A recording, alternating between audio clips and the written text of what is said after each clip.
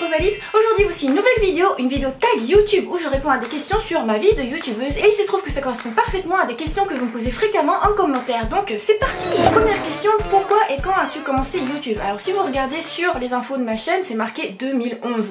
Il se trouve que je me suis inscrite, oui, en 2011, mais c'était juste pour avoir un compte, pour tester. Je crois que c'était l'époque aussi où je testais Google+, et tout ça, tous les réseaux sociaux. Donc c'était pas forcément à but d'avoir une chaîne YouTube, c'était juste pour avoir un compte. Mais question suivante, pourquoi as-tu commencé ta chaîne et pourquoi continues-tu aujourd'hui? C'est la vraie question. J'ai commencé fin 2015 et c'était pour mon neveu Gundamatis. Gundamatis, c'est Gundamatis. Aujourd'hui je vais vous présenter mes cadeaux d'anniversaire. Parce qu'à l'époque, il était fasciné par YouTube. Ah, YouTube.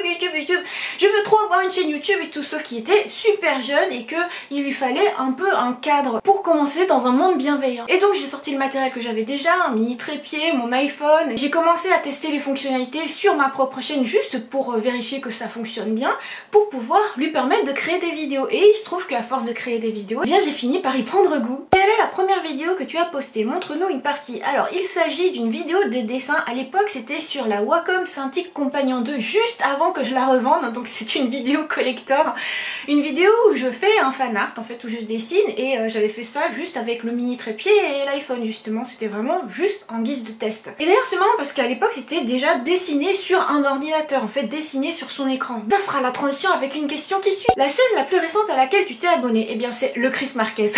Comme vous avez vu sur une vidéo de vlog, on est au premier jour de la tournée de Danse avec les stars, yeah.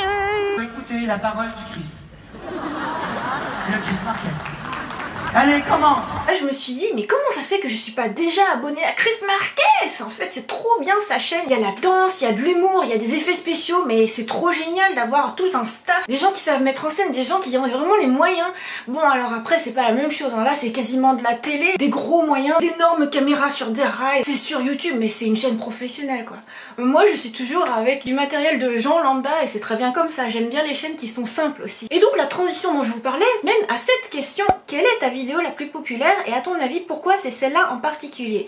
Ma vidéo la plus populaire qui totalise plus de 400 000 vues, c'est premier test d'illustration sur iPad Pro avec Apple Pencil, où je dessine un dessin de style manga, en fait de mon style, sur l'iPad Pro. Et en fait je pense que j'étais une des premières à faire ça, à montrer que dessiner en professionnel sur un iPad Pro, bah c'était génial. Et je pense que plein de gens étaient super sceptiques, mais mon chéri et moi on était trop à fond. Early adopter, lui en tant que Apple addict, et puis moi en ayant fait le comparatif avec la grosse tablette Wacom. Moi je voulais vraiment de la légèreté pour pouvoir voyager, continuer à faire tout ce que je voulais dans la vie. Avec légèreté, c'est mon maître mot 2018, légèreté. Et quand je dis que j'étais une des premières illustratrices pro à faire une vidéo sur l'iPad Pro en dessin, je pense que c'était au niveau mondial. Parce que le plus gros du trafic sur cette vidéo, c'est les États-Unis et le Japon. Donc finalement, c'est pas tant les Français qui se sont posé la question à ce moment-là de se dire « Ah, je veux voir une vidéo sur l'iPad Pro », c'est plutôt à l'international. Mais par la suite, j'ai fait le choix de parler en français dans mes vidéos. J'essaie d'être attentive aux attentes de mes neveux. J'aime bien regarder des vidéos sur des jeux, des jouets Gundam, mais il n'y a rien en français. Je veux trop aller au Japon un jour. Il n'y a rien en français. Des fois je regarde, mais je comprends même pas ce que c'est, il n'y en a même pas en France. Donc l'international c'est un peu moins le cas, mais bon, vous aimez bien que je parle quand même, non? Mort de rire. Les gens le savent pas, mais t'es trop une comique. Vous n'avez pas idée du moule dans lequel j'étais.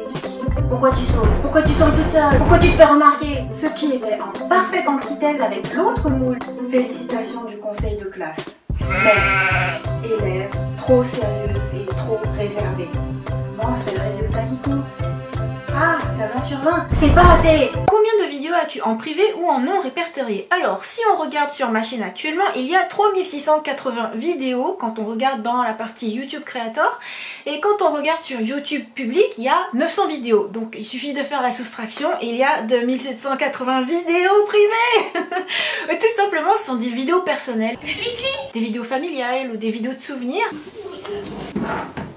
Et notamment, il y a beaucoup de vidéos de mes neveux quand ils sont tout petits, bébés tout mignons. Il y en a un autre. Un autre? Oh,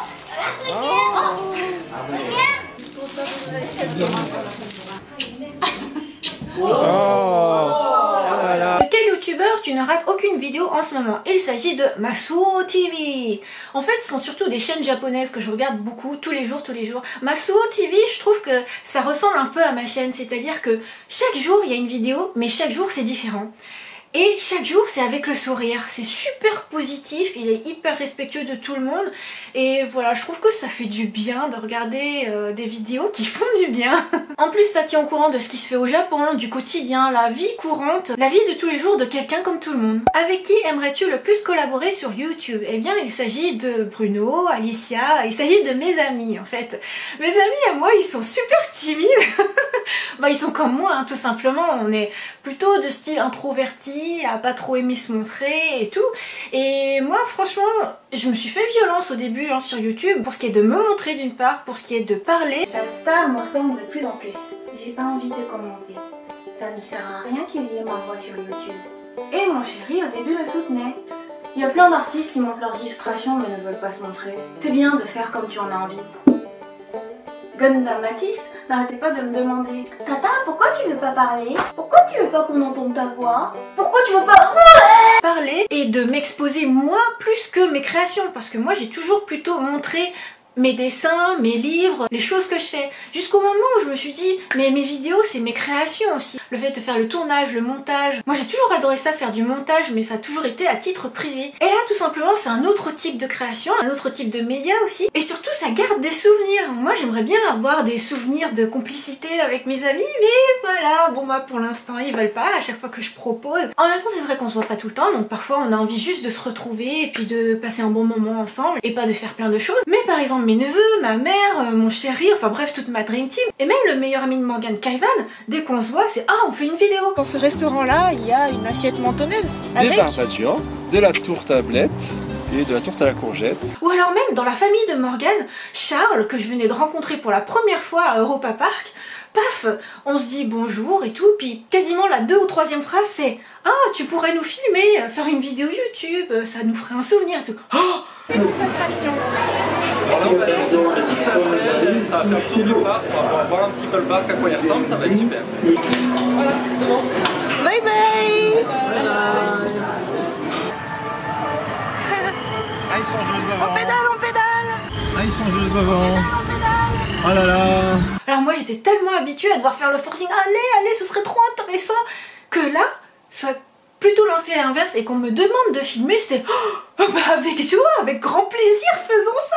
Enfin bref mes amis, je vous tends la main, j'aimerais bien qu'on fasse une vidéo ensemble. En plus je trouve que les personnes les plus timides et introverties ont le plus de choses intéressantes et profondes à dire. Et d'ailleurs, quelle a été la vidéo la plus dure à filmer? Eh bien je trouve que c'est les vidéos où je me confie. Les vidéos par exemple Mon père et moi, que j'avais tourné juste après que mon père ait fait un infarctus. Et franchement c'était, j'avais le cœur gros comme ça, j'essayais de pas pleurer, c'était super dur. Tu ouvres ton cœur sur un sujet qui te touche et là à la fois ça te fait mal et à la fois ça fait du bien.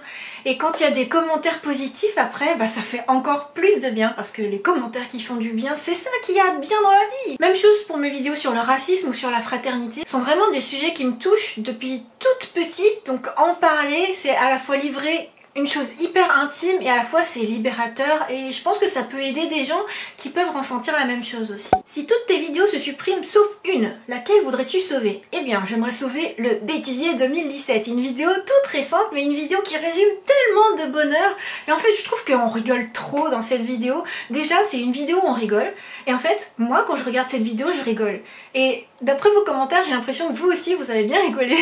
C'est une vidéo qui m'a pris mais des heures et des heures à monter parce qu'il fallait que je reprenne toutes les sources, que j'essaye d'enchaîner les choses de manière fluide et surtout rigolote. Et cette vidéo, je trouve que ça fait la synthèse de ma chaîne, ça fait la synthèse aussi de ma vie, c'est-à-dire qu'il y a plein de bonnes choses, surtout énormément de petits bonheurs, des grands bonheurs aussi, la parution de livres, plein de réalisations, plein de voyages, plein de câlins, plein de rires. Enfin voilà, la vie est belle, la vie est immense. Ah, je crois que j'ai un peu empiété justement sur la question qui suit, quelle est la meilleure chose qui ressort de ton aventure YouTube? Eh bien, je trouve que c'est le bonheur. Le bonheur avec mes abonnés, parce que pour que cette année j'ai créé carrément une rubrique vos commentaires qui font du bien, une nouvelle rubrique, il s'agit de vos commentaires qui font du bien. Ça veut bien dire que vous m'apportez plein de choses. Donc le bonheur avec les abonnés, le bonheur avec la famille, le bonheur avec mon chéri, le bonheur avec les amis. Franchement, chaque vidéo, c'est des petits cristaux pour moi, des petits cristaux de bonheur, et quand je les revois, je me dis j'ai une vie super remplie, je suis trop heureuse. Et quand on est aspiré dans le quotidien et puis qu'on part toujours en avant, on se retourne pas forcément derrière, on va pas forcément voir toutes les bonnes choses qu'on a accomplies. Eh bien, les vidéos YouTube, pour moi, ça constitue des milestones, ça constitue aussi une boîte à bijoux où il y a justement chaque pierre précieuse dedans. Et quand je me retourne et que je regarde, je me sens super heureuse. Quel est le meilleur conseil que tu puisses donner à un YouTuber ? Je dirais amuse-toi sans te prendre la tête. C'est exactement le conseil que je donne à mes neveux et nièces qui commencent vraiment à démarrer sur leur chaîne et qui disent ah monétisation, ah un micro, ah un matériel, ah il me faut ci, il me faut ça, non non non non. Franchement, la première chose à faire sur internet de manière générale, aussi dans la vraie vie, c'est amuse-toi. On n'a qu'une vie, yolo yolo yolo, oh oh. On n'a qu'une jeunesse, profite de ta jeunesse. Pour moi, YouTube, c'est surtout un média. Ça aurait pu être à l'époque un forum, Facebook, n'importe quoi. C'est juste un média où tu peux partager ta passion avec d'autres gens. Dans mon adolescence, moi, j'avais pas beaucoup d'amis. Et je sais que ce qui m'a permis de m'épanouir, c'est le Club Sailor Moon, c'est les courriers, c'est échanger avec des fans, des gens qui partagent la même passion que toi. Et en fait, s'il y avait YouTube à mon adolescence, je pense que ça aurait été mon principal vecteur pour me créer des amis, pour partager ma passion sur les mangas, sur la danse, sur la pop culture, sur plein de choses, sur tout ce qui fait que je suis moi. Et partager, c'est ce que je suis. Bref, amuse-toi en toute liberté, en toute spontanéité, en légèreté. C'est mon maître mot 2018, la légèreté. Envole-toi et danse dans les airs. Et voilà pour cette vidéo, j'espère que ça vous a plu. Alors juste pour vous dire, c'est un tag qui initialement a été créé par Zoella, une youtubeuse anglaise apparemment, et ça a été traduit par Enjoy Phoenix. Je me suis dit que les questions étaient super sympas et j'avais envie de répondre à ces questions qui en fait correspondent aussi à vos questions. J'espère que ça vous aura permis d'en apprendre un peu plus sur moi pour ceux qui viennent de s'abonner, pour les nouveaux abonnés, mais aussi pour ceux qui sont là depuis longtemps et qui me suivent assidûment, et je vous en remercie énormément. N'hésitez pas si vous avez quoi que ce soit à dire, parce que l'expérience YouTube, vous le savez, c'est aussi vos commentaires qui font du bien. Bye bye.